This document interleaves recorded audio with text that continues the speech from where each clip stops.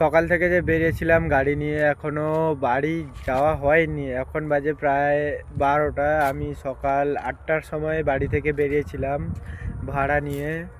এখন আমি আছি মাঝনার একটু এদিকটায়, নামটা জানি না জায়গার। এখন বাড়ি যাচ্ছি, এই যে এক জায়গায় দাঁড়িয়ে ভিডিওটা করলাম।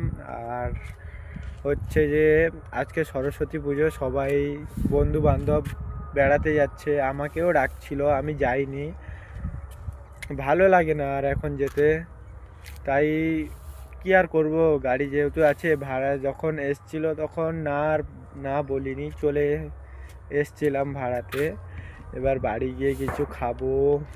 তোমরা সরস্বতী পুজোতে একটু মানে ভালোভাবে বন্ধু বান্ধবের সঙ্গে বেড়াতে যাও, ভালো থাকবে। আর কিছু বলারই নেই আমার। আমি বাড়ি যাই, বাড়ি গিয়ে কিছু খাওয়া দাওয়া করি। এখনও বাড়ি যেতে প্রায় 1 ঘন্টা সময় লাগবে, কারণ রাস্তাটা মাঝনা থেকে আমার বাড়ি পর্যন্ত অনেকটা। পরের ভিডিওতে বলবো আমার বাড়িটা কোন জায়গায়। ঠিক আছে, আজকের মতো ব্লগটা এইটুকুনি রাখছি, নেক্সট ব্লগে দেখা হবে।